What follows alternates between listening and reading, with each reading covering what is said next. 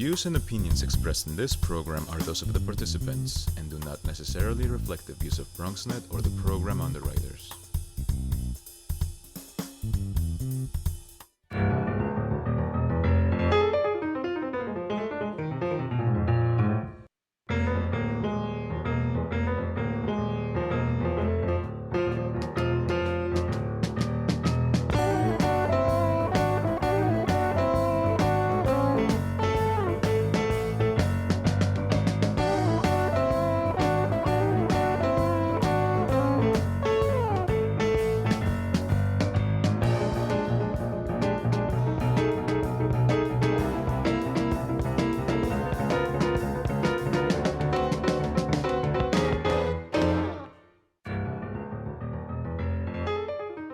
Good evening and welcome to BronxTalk. Last week, the state legislature approved a sweeping new approach to rent regulations that should have a wide impact on Bronx housing and tenant-landlord relations.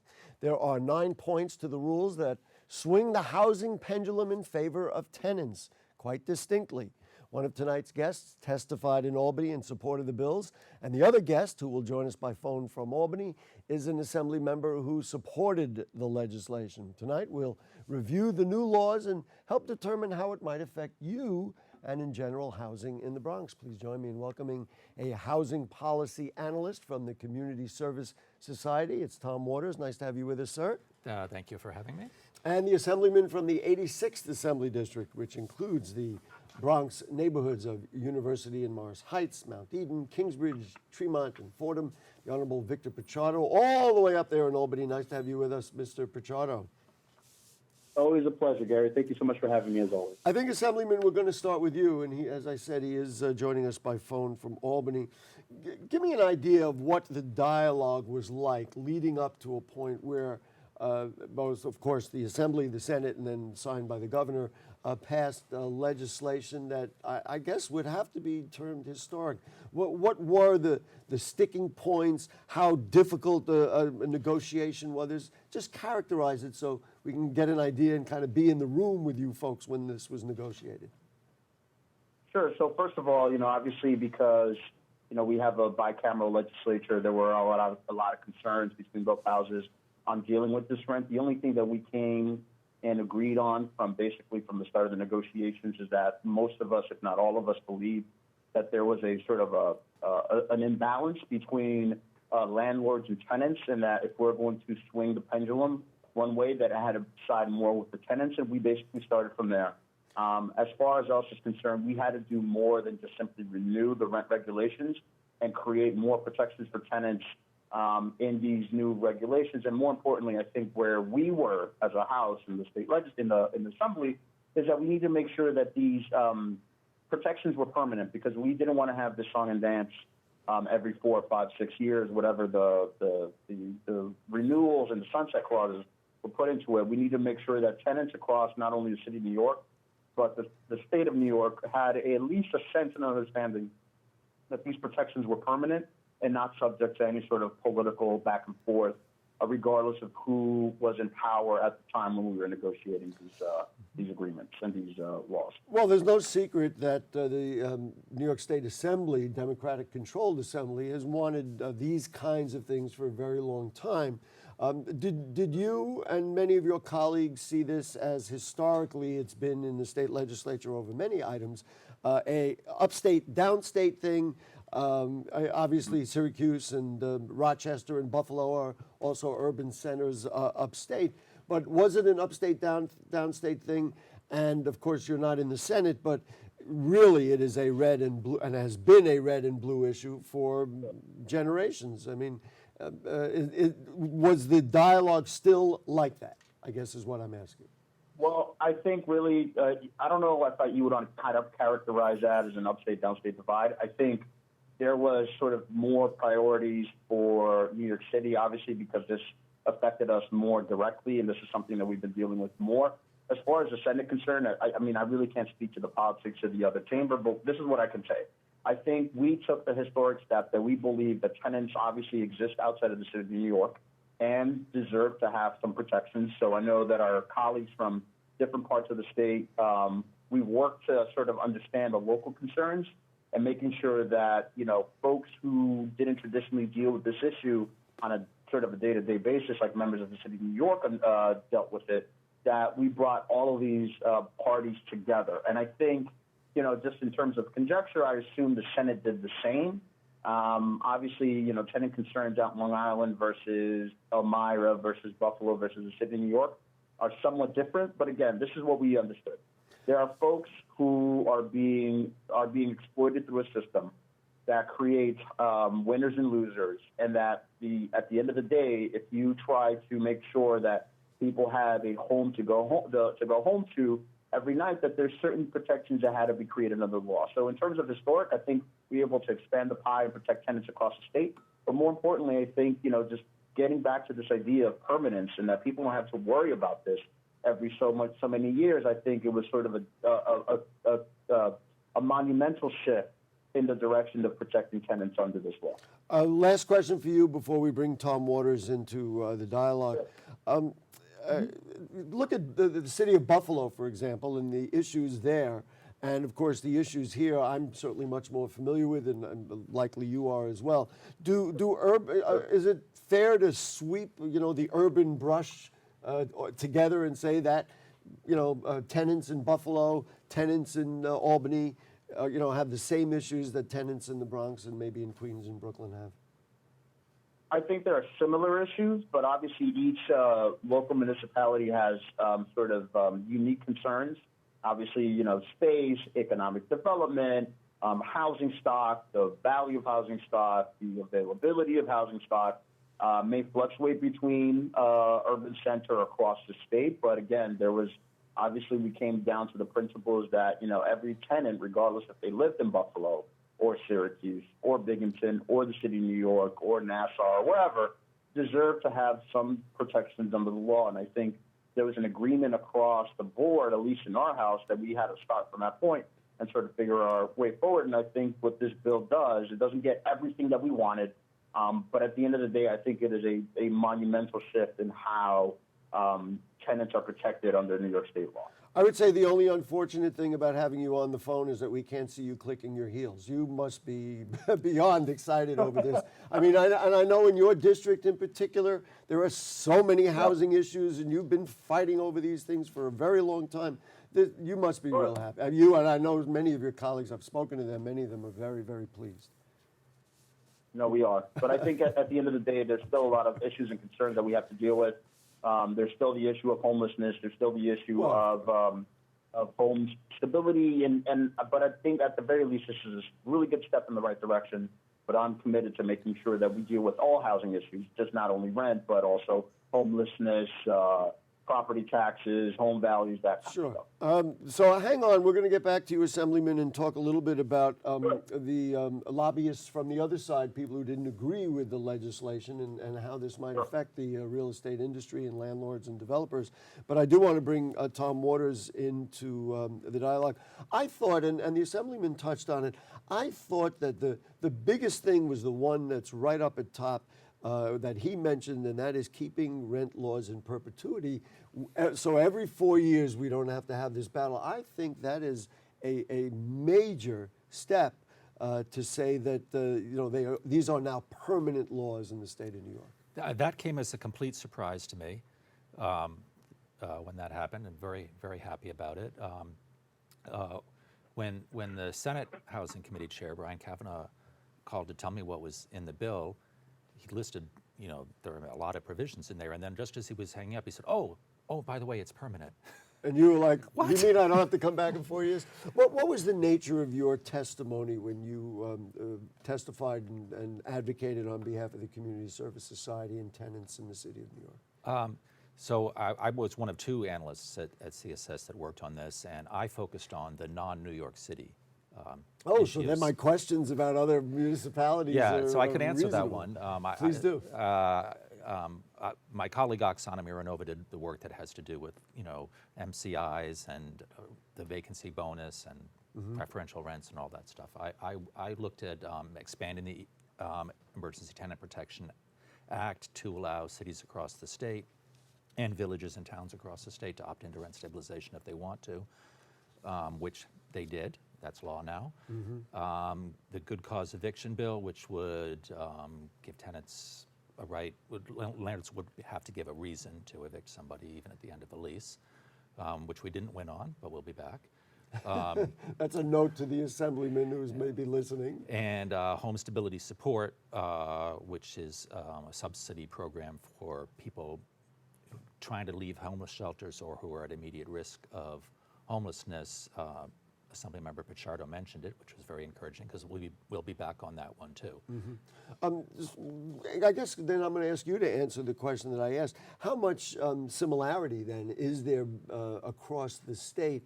Or, you know, I'm always sensitive to this idea of upstate, downstate, and we may be living a certain way here, but they don't live that way. But of course, remember, there are cities in Rochester and Buffalo and Albany and Syracuse would be the largest ones in New York.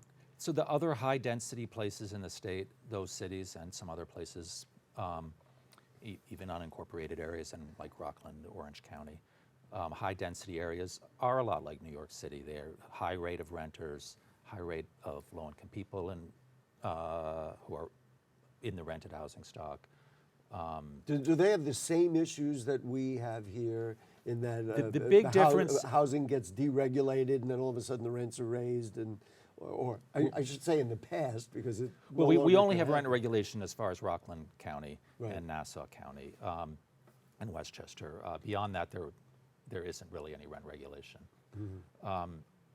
So there's no deregulation. I would say that for most of the urban areas of the state, like Rochester, Syracuse, Binghamton, Buffalo, the tenants there are poorer, the rents are lower, and the tenants are poorer, which it kind of does cancel each other out and make the issues quite similar, except that they have an even greater need for subsidy for the poorest tenants. And in many of those places like Buffalo, the vacancy rates are low, like in New York City. In other places, they're higher. It doesn't seem to me that vacancy rates make as much of a difference as we assume they do. Landlords have a huge amount of power over tenants, even when vacancy rates.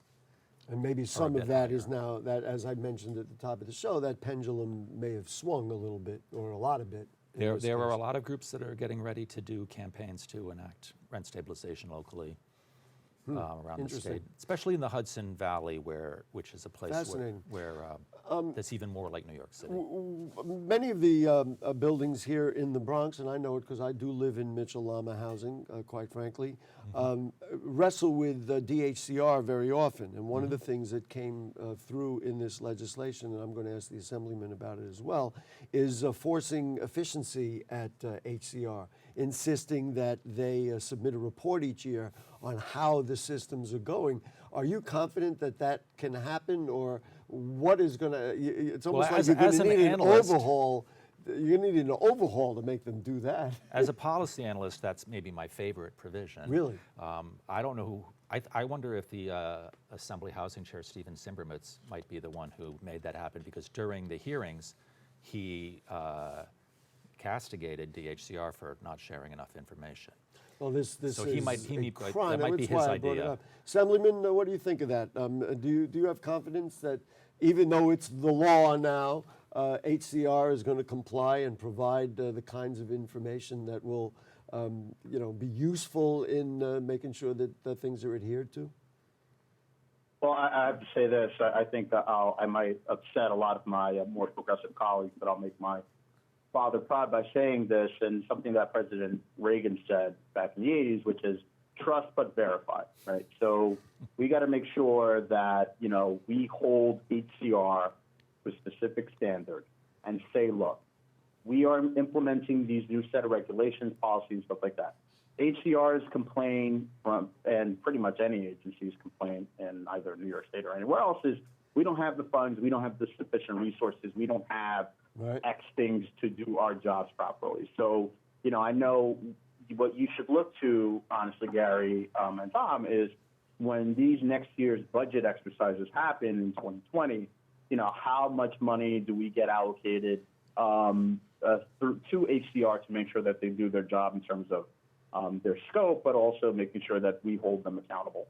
At the end of the day, we need to make sure that we create the roadmap, and how we get there I think it'll make it easier and clearer. But look, I am of the mindset that I will make sure and I'll do everything that I can to make sure that we hold not only HCR but all state agencies accountable and making sure that, you know, the issues and the concerns and the needs of my neighbors in the West Bronx are heard.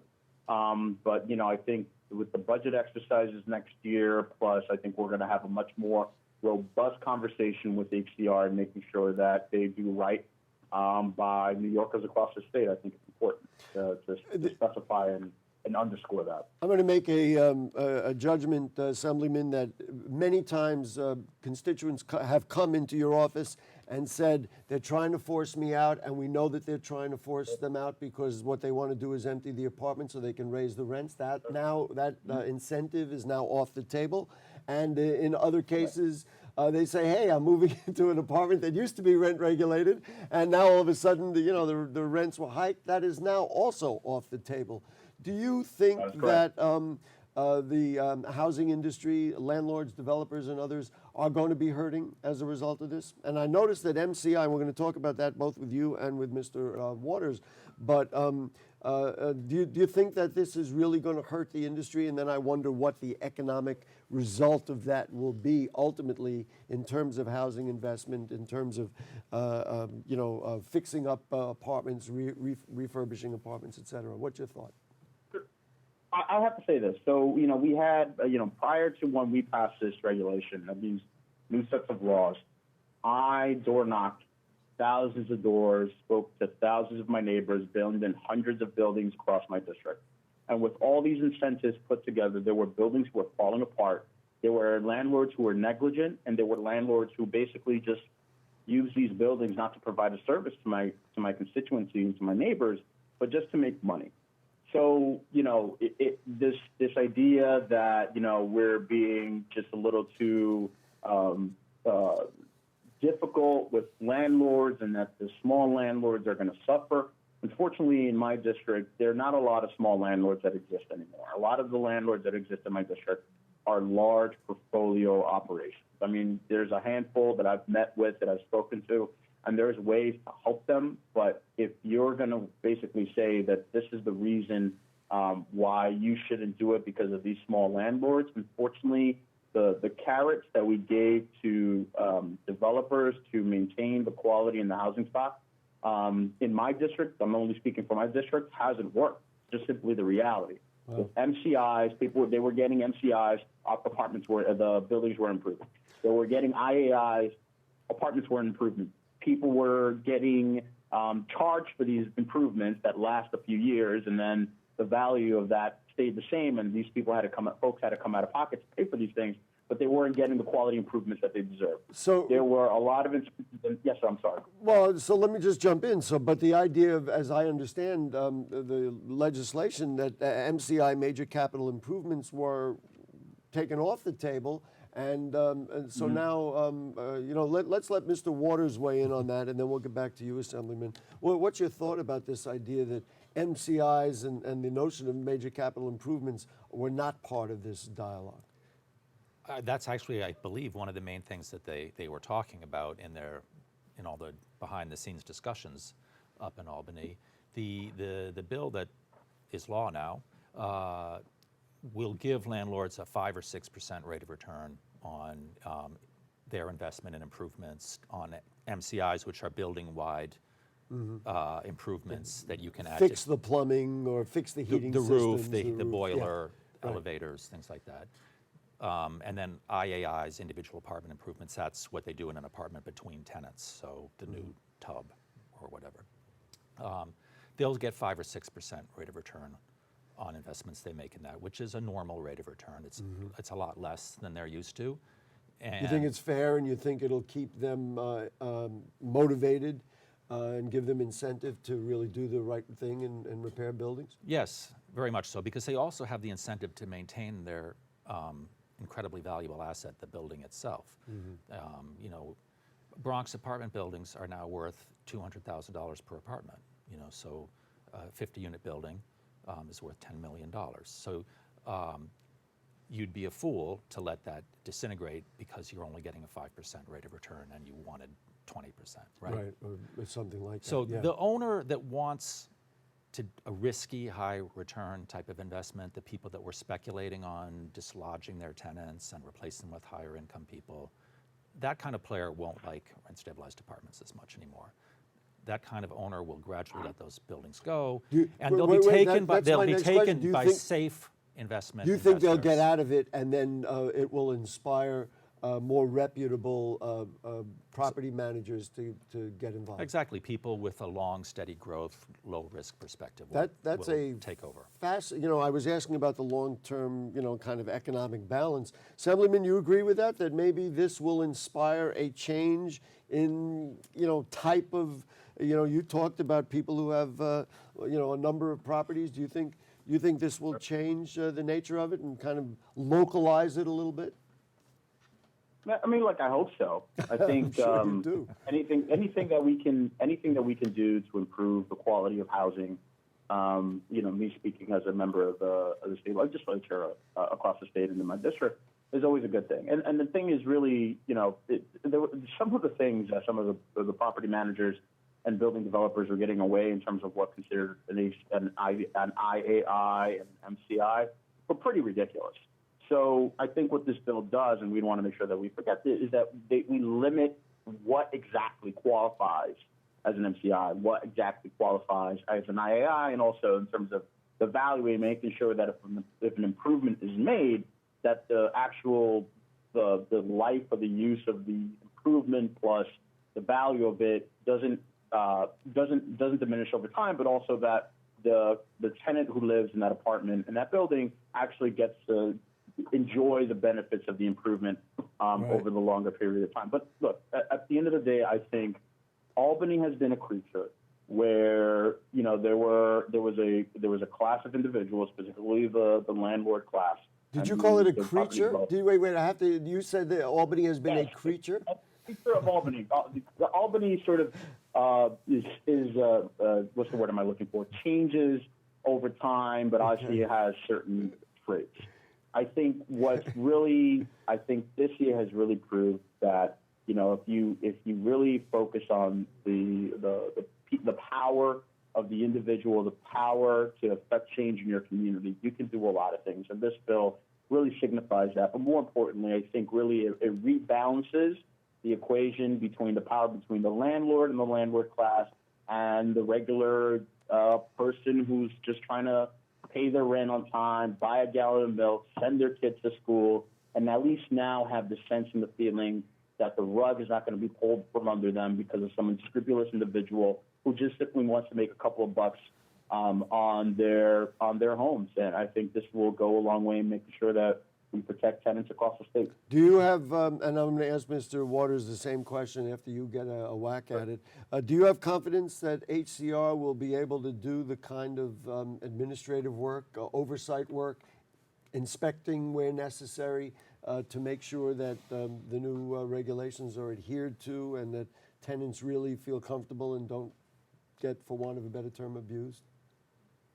So I caught the front end of the question. So I believe, like I said, we have to trust but verify. We will make sure as a House, at least as speaking as a member of the State Assembly, we will do everything that we can, that we hold HCR and every single state agency accountable and making sure that the laws are enforced. That's one.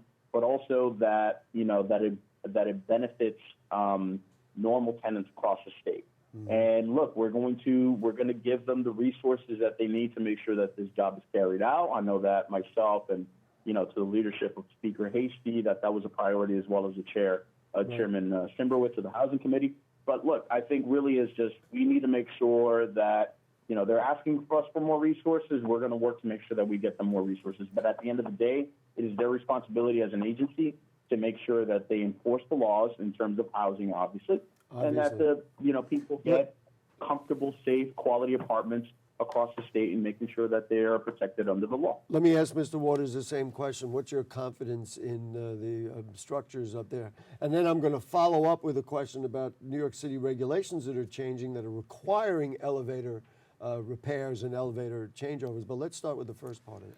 Well, the law mandates HCR to check on and investigate 25% of the MCI applications, which is a big change from what they've done And before. a big job. I mean, I'm they will- wondering about what goes on in those They offices. will need more money in the budget next time And, to do the that. Assemblyman said they're prepared to do that. Yeah. And then as far as MCIs go, it does occur to me that elevator rules now, are changing, and all across the city, there need to be upgrades in elevators. How does this affect that? You think it'll facilitate a little bit, or you think you'll still get the landlords who are interested will, that kind of attitude? Well, elevator work is expensive. It qualifies for MCIs, so they'll get the increases. It will be a lower increase than it would have been under the old rules. They'll only get 5 or 6% rate of return instead of 10% or whatever it was. We'll give before. you, Mr. Waters, 30 seconds, and then the Assemblyman also 30 seconds. Effect on Bronxites, how long will it take for Bronxites to really feel a difference in the way that their buildings are managed?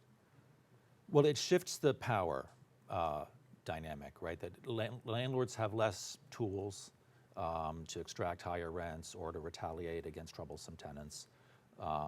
So tenants will be in a better position sort of all along, especially if they're organized, especially if you have a tenant association and a neighborhood group to work with. Always advised. So the difference is a difference in the power relation, and then it's up to tenants To do to it. translate And that into better conditions. Of course, many property owners, maybe the Assemblyman can take part of his 30 seconds to deal with this. Many of the property owners are concerned that sometimes tenants are part of the problem. I mean, they really aren't good tenants. They do destroy property and things like that. So what do you think about the overall effect, Assemblyman? I think, as Tom was saying, there's less tools in the toolkit for landlords to use and leverage against tenants for, in a lot of cases, nefarious reasons. But this doesn't remove the incentive completely to make sure that they maintain their buildings in a safe, habitable working order. Because, Right. I believe Tom alluded to this earlier. First of all, You're going to have to be quick because we got to run out of time here. Go ahead. Okay. Property values in the city of New York are not going down; they're going up. There is a value to making sure that you maintain your buildings, regardless of whatever bills and laws are in place. Got it. And I think, Assemblyman, I'm sorry to cut you off. Okay. We do got to run. Thank you for taking the Sure, no time. I problem. know you're busy and in session and everything else, but we appreciate your time, Assemblyman Victor Pichardo. And from CSS, Tom Waters, thank you so much. And folks, we will see you next week on Bronx Talk. So enjoy the week, and we'll be back with more next time. Same place, same bat channel. Good night.